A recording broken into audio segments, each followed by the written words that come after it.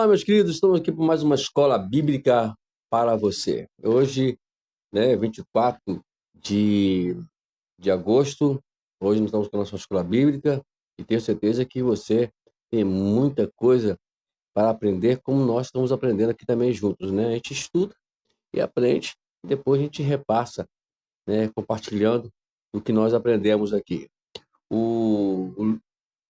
A nossa matéria é esse livro aqui, né? Salvo, seguro e transformado. Tá aqui, bem pertinho para você ver aqui, viu, né? E esse livro é muito importante porque ele nos traz alguma diretriz, né? E nós aqui estamos explicando como nos relacionarmos com Deus. A salvação é nos relacionar, é um relacionamento com Deus. E aqui é explicado, né? Como nós devemos nos relacionar com Deus. Existem alguns fatores muito importantes que você precisa ver, né? Hoje nós vamos para a nossa oitava aula, né? O nosso tema aqui, deixa eu colocar aqui rapidinho, amados. O tema é o capítulo 3 do nosso livro, que é o tema Verdades Essenciais de um Relacionamento Salvítico com Cristo. Nós vamos hoje falar sobre a sexta verdade essenciais para a salvação. Falamos sobre 5, né? São 8, né? Falamos sobre 5, hoje falamos sobre a sexta. Vamos lá? Jesus promete receber todos os que sinceramente vierem a Ele, com fé e arrependimento. Deus promete perdoar e conceder vida eterna a todo aquele que crer em Cristo. Vamos para as passagens bíblicas, que é muito importante, você pode anotar, né? Ou dar pausa para poder, se caso eu for bem rápido, eu não posso também demorar aqui, né? Se estivesse na sala de aula, a gente podia conciliar isso, mas aqui não tem como, né? Vamos lá. João 1:12 diz o seguinte: porque a todos quantos receberam, aos que creem em seu nome, deu-lhes o poder de se tornarem filhos de Deus. João 6:37: todo aquele que o Pai me dá virá a mim, e o que vem a mim, de maneira nenhuma o lançarei fora. Romanos 10:13: todo aquele que invocar o nome do Senhor será salvo. Aqui está em negrito aqui, no capítulo 1, versículo 2 de João: todos os quantos receberam ou receberem, todo aquele que o Pai me der, e todo aquele que invocar o meu nome será salvo. Todo, não tem exceção, né? Às vezes a gente procura ver, ou melhor, procura não, a gente vê aí situações, pessoas procurando fazer uma distinção entre um ou outro, mas na realidade não existe distinção. Todos somos iguais. A diferença é que um crê e outro não. Gente, a diferença é somente essa. Vamos parar de acharmos que somos alguma coisa. Tá bom? Agora, a nossa função aqui, crer, é fazer com que as pessoas creem também. Não é julgá-las e nem criticá-las. Por favor, ouça essa maravilhosa certeza da promessa de Jesus que você será aceito. Gente, Deus nos aceita. Não há como nós rejeitarmos, não, não dá como nós rejeitarmos todos aqueles que a qual vem com sinceridade. O que importa aqui, a chave do segredo aqui, é a sinceridade. É que nós vamos falar um pouquinho sobre isso hoje, né? Sobre a sinceridade. Porque às vezes as pessoas acham que tem que ser extremamente perfeito, né? E, na verdade, Deus sabe que nós não somos perfeitos. Deus sabe que nós erramos. Mas o que Ele quer é que nós, com o nosso coração, nos arrependemos e sejamos sinceros, né? Fazer como, por que Davi foi um homem segundo o coração de Deus? Porque Davi era uma pessoa desse tipo. Davi, ele não colocava a culpa em ninguém, não responsabilizava ninguém pelos seus erros. Davi tinha consciência, ele era uma pessoa que era sincero com Deus e, e quando errava, se arrependia sinceramente, né? Ó, nenhum de nós é suficientemente sincero e sem a graça capacitadora de Deus. Não tem como. Sem a graça capacitadora de Deus, nós não vamos nunca alcançar nada. Sem a graça não somos nada. Nós não temos condições de ir a Cristo por nós mesmos, a não ser pela graça. Vamos para a sétima verdade essencial para a salvação? Você deve se arrepender dos pecados e se comprometer a seguir Jesus como seu Senhor pela graça de Deus. Vamos às passagens bíblicas? É muito importante essas passagens para você guardar elas. Lucas 13, verso 3. Não, eu vos digo, antes, se não vos arrependerdes, todos de igual modo perecereis. Lucas 6, 46. Por que me chamais, Senhor, Senhor, e não fazes o que eu vos mando? 1 João 3,10. Nisto são manifestos os filhos de Deus e os filhos do diabo. Quem não pratica a justiça não é de Deus, e nem o que não ama o seu irmão. Tiago 1, capítulo 2, verso 17. Assim também, a fé, se não tiver obras, é morta em si mesma. Arrependimento, ele é a chave de tudo dessa vida, para nós irmos a Cristo. Se não nos arrependermos, não adianta, Márcio. Aí existe aquela questão que, eu pequei contra Deus. Pequei, faz o quê? Não pequei. Mas não tem aquele arrependimento. Arrependimento é tristeza, você fica amargurado por dentro. Lembra de Pedro, quando ele viu a besteira que tinha feito de negar Jesus? Ele diz a Bíblia no capítulo, deixa eu ver aqui, é 16, se não é 15, 72, deixa eu ver aqui, amado. Eu acho que é 16, 72. É Marcos, né? Vou ver se é. Não, não é.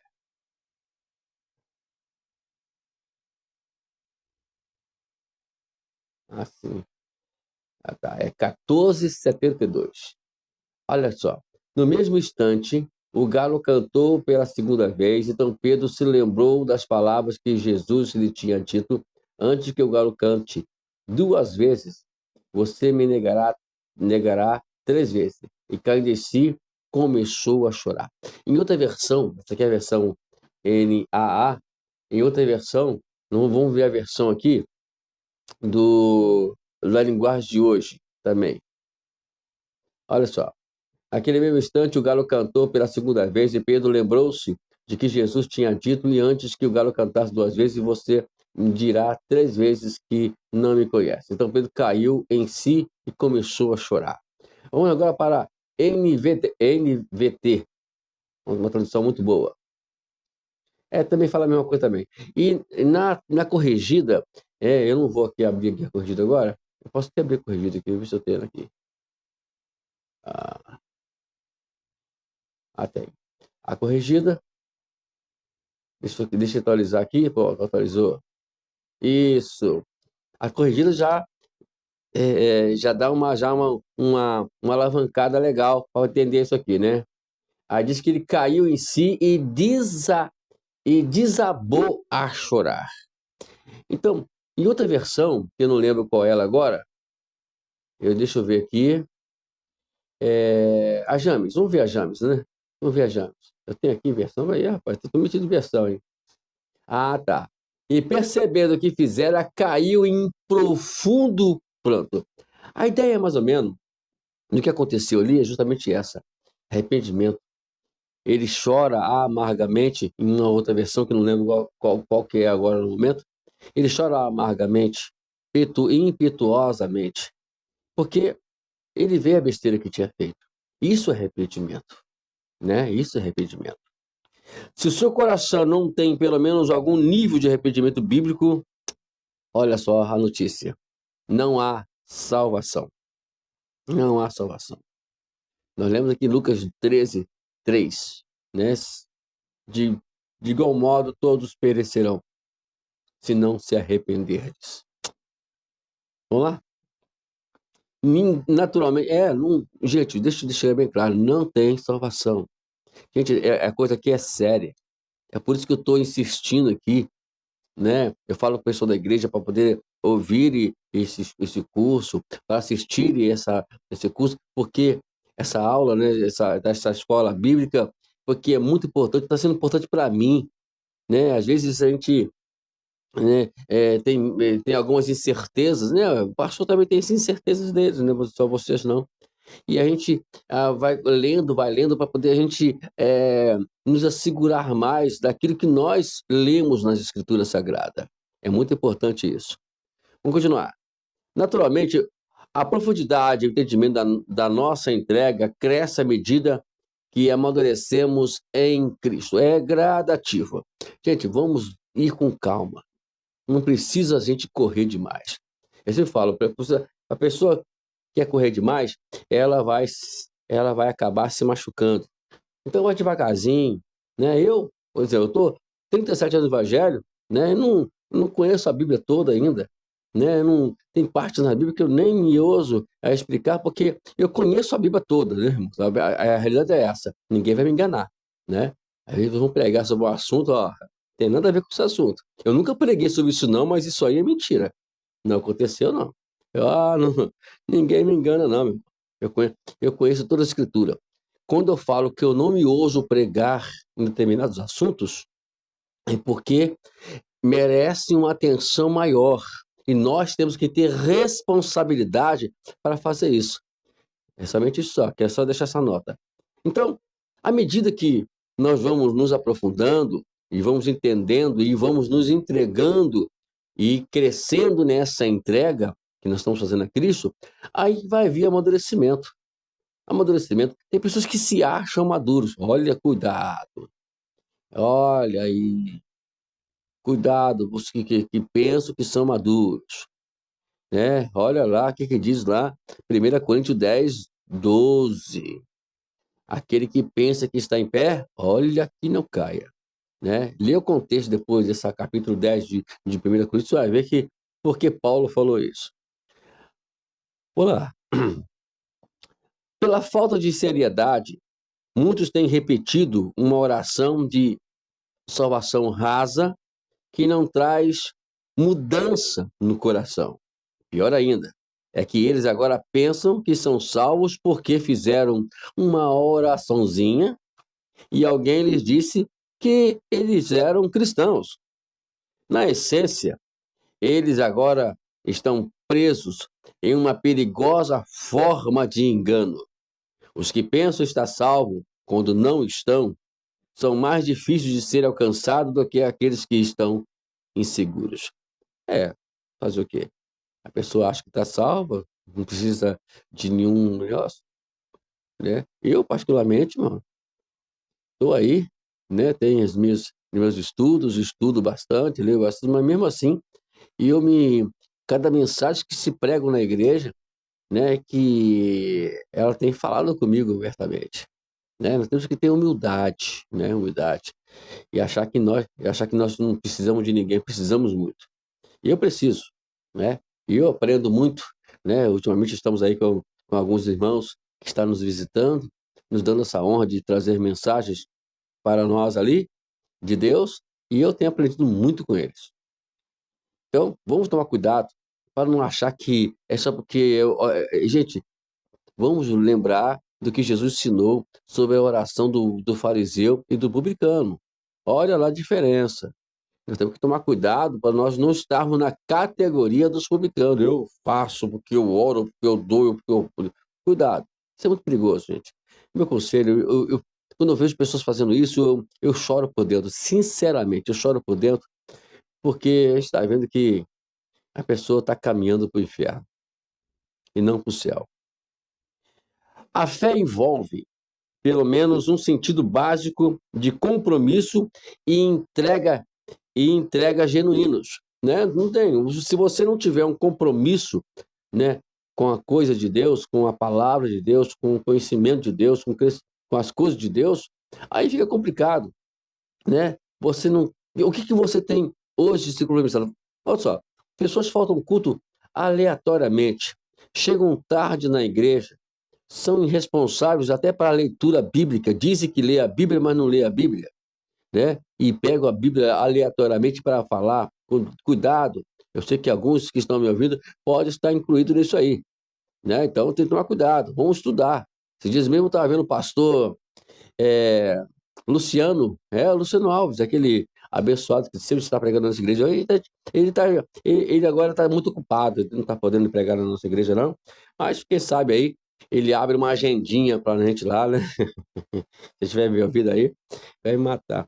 Ele viu eu vi um status dele, ele estudando, e eu falei assim, aí eu fiz um comentário, pastor, temos que estudar, senão não dá. Gente, e tem pessoas que acham, e olha que vocês viram ele pregando na igreja, quem está ali nessa igreja, ele é uma pessoa que tem mas é responsável, estuda para poder ter bagagem, para poder passar para a igreja, é isso que temos que fazer. Então, compromisso, entrega, nós entregarmos nossas vidas, entregarmos tudo que nós temos. Eu tenho, o que eu tenho, eu estou entregando, eu entrego para Deus, o que eu tenho.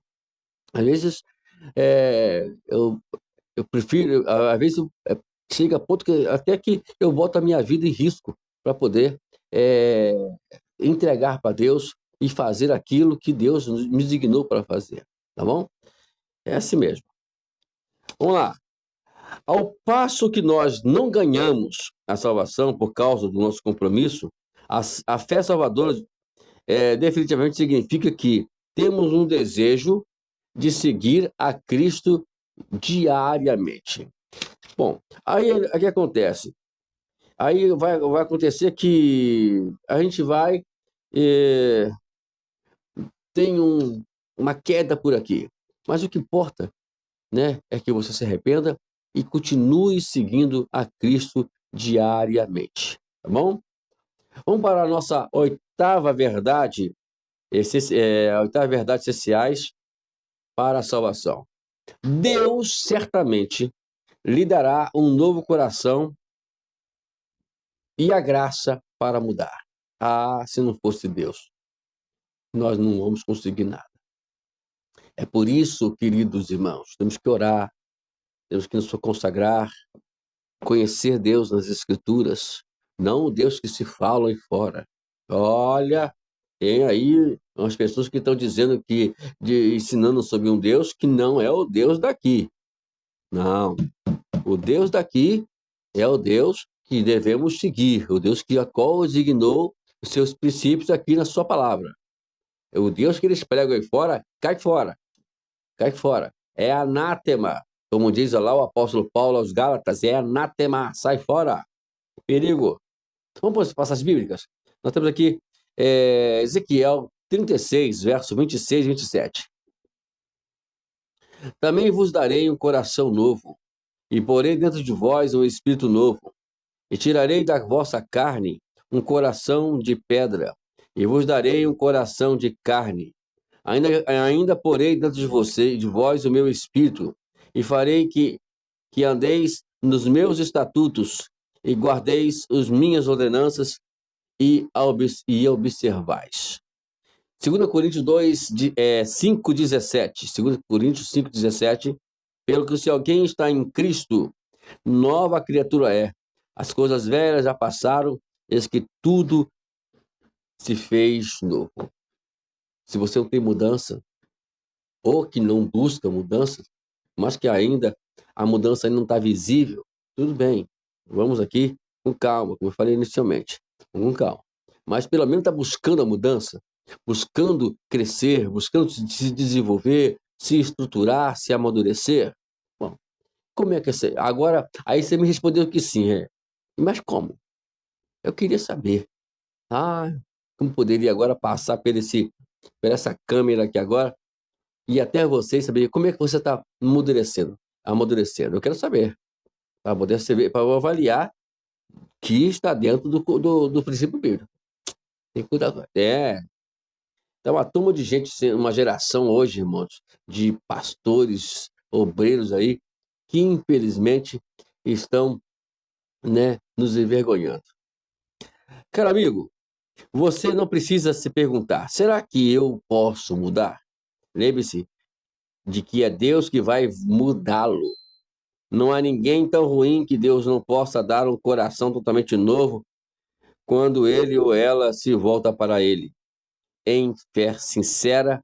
E se você pedir, ele ajudará a ter fé sincera. Lembra daquele pai, daquele menino endemoniado, e que quando Jesus desce no mundo da transfiguração, os discípulos ali embaixo, os 9, né, não conseguiram expulsá-lo, e aquele homem disse, olha, você tem que ter fé. Não, eu sei que me ajuda a ter fé. Essa seria uma oração boa. Senhor, me ajuda a ter fé. Gente, é só Cristo que pode fazer, né, a gente parar de fumar, de beber, de prostituir, de tantas outras coisas que é pecado. Só Cristo. Então, tirando fora disso, é coisa do diabo, desculpa do diabo. Dizer, tem pessoa que diz assim, né? Quando eu parar de fumar, eu vou para a igreja. Quando eu parar de beber, eu vou para a igreja. Não vai parar nunca. Vai assim mesmo. Vai assim mesmo. Pode ir assim mesmo. Eu conheço pessoas que foram para a igreja fumando, né? E nós as tratamos como membro da igreja, ignorando, entre aspas, do que eles faziam e trabalhava na vida espiritual deles, dentro deles. E é Deus que os mudou, os transformou, tirou eles da bebida, tirou eles das drogas, tirou eles do vício do cigarro, de outros vícios mais. Então é Deus que faz isso. Então essa coisa que, que eu vou esperar, né? Não espera não. Venha para cá agora. Venha para a igreja agora, em nome de Jesus. Vamos terminar aqui a parte 8 aqui. Mas não obstante, Deus certamente continua fazendo a sua obra para conformar-se à imagem de Cristo. Bom, o papel da igreja hoje é formar pessoas em Cristo, não no pastor Wagner. Não faça isso, não faça isso. Misericórdia. O sangue de Jesus tem poder. Sinceramente, não. Pastor Wagner é falho. Não, pastor Wagner só ensina a palavra. O pastor Wagner está querendo que você seja igual a Cristo. Não é igual a mim, não. Eu posso servir até de incentivo para as pessoas buscarem a Cristo, é uma coisa. Agora, tudo tem que ser em Cristo. Em Cristo. Tá bom? Vamos ler. O que Paulo fala sobre isso? Romanos, capítulo 8, versículo 29. Porquanto aqueles que antecipadamente conheceu, também os predestinou para serem semelhantes à imagem de seu filho, a fim de que ele seja o primogênito entre muitos irmãos. Jesus foi um modelo para todos nós. Gente, Deus, ele é magnífico. Deus é tremendo. Ele desceu do céu para poder ser o exemplo. Tem coisa melhor do que isso. De o seu Deus, o nosso Deus, descer de lá, toda a glória, como diz lá em Filipenses, Paulo, né? Desceu da sua glória, se encarnou num ser humano, numa imagem corruptível, né? Sendo que ele era incorruptível, mas era um corpo corruptível, corpo que se limitava a comer, a beber, a cansar, a dormir, né? E outros mais, diz o apóstolo, diz o autor aos Hebreus, que ele foi tentado em tudo, mas ele veio, suportou tudo, para nos dar o exemplo. Por isso que ele diz, eu sou o caminho, a verdade e a vida. Eu sou o caminho que vocês devem seguir. Vocês querem saber o caminho? Vê o caminho que eu segui. Vocês querem saber a verdade? Estude a verdade que eu ensinei. Vocês querem saber da vida? Então estude sobre a vida que eu lhes dei e que eu lhes mostrei. Tá aí, ó. É só vocês aprenderem, irmão. Tá bom? Bom, vamos lá. uma palavra final de esclarecimento. Vamos lá. A salvação não significa que você deve, de alguma forma, se tornar perfeito e nunca mais pecar, mas o que há um desejo sincero de abandonar o pecado e aceitar Jesus como Salvador. O que importa é isso, né?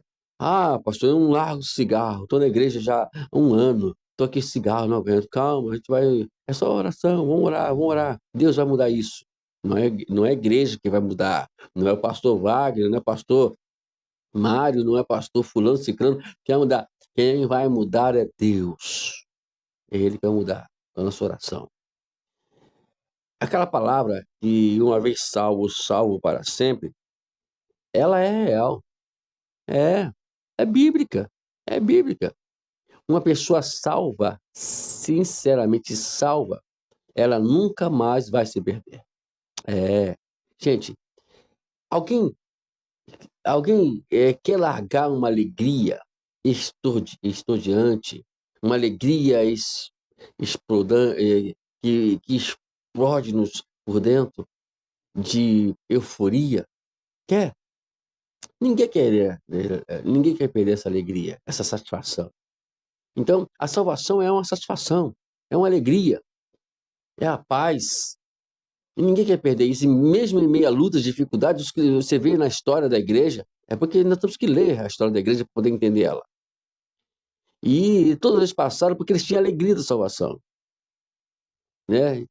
Ou se a pessoa desviou e voltou a fazer aquelas imundícias tudo, porque certo é, ela nunca foi salva. Vou te provar isso agora. Ah, você está me duvidando de mim, né? Não gosto que ninguém duvide de mim. Então eu vou provar. Eu vou ler a partir do versículo 20. Então vamos lá. É claro, tem que ter o capítulo, livro, né, Wagner? Segundo Pedro, segunda carta de Pedro,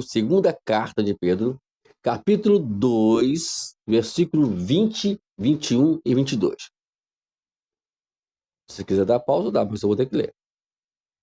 Sendo assim, se depois de fugir das corrupções do mundo, mediante o conhecimento do Senhor, o Salvador Jesus Cristo, são uma vez mais influenciados e vencidos por elas, seu último estado se tornou ainda pior do que o primeiro, porque lhes teria sido melhor não haver conhecido o caminho da justiça do que, depois de conhecê-lo, darem as costas ao santo mandamento que lhes havia sido concedido. Desta maneira, confirma-se neles o quanto é verdadeiro o provérbio que diz: o cão volta ao seu vômito, e mais, a porca lavada volta a revolver-se no lamaçal. É, tá aí. Tá aí Pedro explicando isso pra gente, com muita sabedoria, que não adianta. Salvação, ela é única. Se você tá na igreja, tá brincando com Deus, tá fazendo de conta que é crente, porque nunca foi salvo. Essa é a verdade. A salvação é um relacionamento pessoal transformador com Jesus e não simplesmente ser membro de uma igreja ou de uma religião superficial. Esse é o engano. É onde o diabo está enganando. Ah, eu sou membro da igreja, dei a carteirinha de membro, tal, eu sou da religião tal. E sai fora disso. Não lhe pertence. O diabo está te enganando. E eu fico triste com isso. Meu coração chora. Sinceramente, chora. Porque o meu temor é que essas pessoas não se arrependeram, elas vão para o inferno. Gente, é realidade isso. Eu estou preocupado com isso. Eu li esse assunto aqui, fiquei mais. Eu antes já vivia preocupado, agora eu estou mais preocupado ainda. É por isso que eu estou ensinando aqui, embora muitos ainda não me dão a atenção que deveria dar. Fosse você compartilhava essa mensagem para alguém, ou para outras pessoas de outra igreja, e despertando o povo. O diabo está enganando. Está enganando. Vamos lá. João 1,12, né? Nós lemos lá, né, que todos aqueles que receberam aos que creem em seu nome, deu-lhes o poder de tornarem filhos de Deus. Quando pela graça de Deus você escolhe receber Jesus, você também recebe o poder para começar uma transformação real. Você pode passar por provações e às vezes até cair, mas a salvação traz tanto a graça quanto o desejo para continuar crescendo. Você viu como é que é isso? A salvação vai te posicionar a não continuar pecando e vai te levar à tristeza do dito ato. Do dito ato. É, ele vai te levar à tristeza, vai te, como diz lá o Salmo 32, um peso sobre os meus ombros, os meus ossos em sequidão, como os de Davi, ele sentia. A salvação vai tudo isso, né? E, e com certeza. Agora, é claro que as consequências elas vão vir. Davi teve as suas consequências, mas ele teve consciência disso. Consciência disso. Mas é interessante que nós possamos entender assim. Agora, uma vez que a pessoa peca e não é igual um dia chegou um casal não, um jovem, né? Lá no meu gabinete, um tempo atrás, uns anos atrás, e eu sempre falando com os dois, olha, vocês vigia, palavra, vigia, você vai acabar acontecendo coisas que não pode acontecer, vigia, aí tudo bem. Até que um dia, ele entrou no meu gabinete, gente, com a cara mais lambida do mundo, mais lambida. Pastor, assim mesmo, estou fazendo, é, eu tô sendo um dramaturgo aqui agora, do que ele fazia. Pastor, o senhor falou tanto, né, pastor? Eu falei o quê, meu filho? Você falou tanto, né, pastor? Falou tanto que acabou acontecendo. Aí eu dei um de João sem braço, sem acontecendo o quê, meu senhor? O que aconteceu? Ah, o senhor falou, quando o senhor falou aí que acabou acontecendo, aí eu ia fulano e acabou, gente. É como que tivesse eu culpado. Eu roguei praga. É como só faltou ele falar assim, olha, o pastor você me rogou praga. E eu acabei a placa caindo. É assim que fazem, né? É assim que fazem. Vamos lá, eu tenho aqui tem um checklist aqui, mas eu vou deixar checklist para você. Se você quer saber do checklist, você compra o livro. Eu não vou ficar lendo checklist aqui, não. Bom, queridos, vamos terminar agora aqui.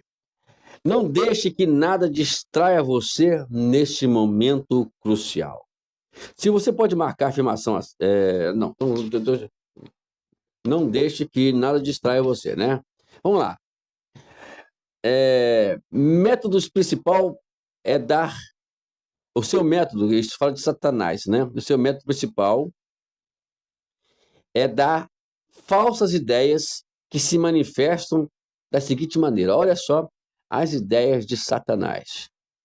Espero que você não esteja envolvido nelas. Letra A. Táticas de adiamento. Amanhã eu faço isso. Amanhã eu largo isso. B. Desculpas falsas. C. Medo. D. Orgulho. E. Pensamentos enganosos. E F. Uma grande variedade de distrações.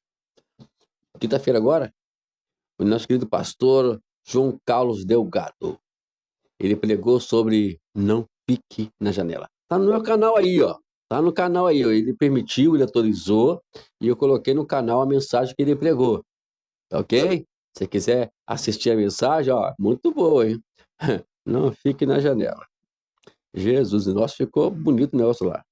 Vamos terminar aqui. Esses métodos que nós falamos aqui, de engano age através de ideias erradas e desculpas que influencia o seu modo de pensar. Vai pela mente. Aí a pessoa vai lá pela mente, a mente, e aí acaba entrando de gaiato. Cuidado com o que você pensa. Cuidado, tá bom? Porque nossos pensamentos podem nos enganar e transmitir mensagens também enganosas para o nosso coração. Deus te abençoe. Até a próxima aula, até domingo que vem. Dia 31 de agosto. Olha só. Vamos terminar. Domingo que vem termina agosto. Tem ideia? Acabou agosto. Tô ficando velho. Deus abençoe a tua vida. Até amanhã, se Deus assim nos permitir. Amém.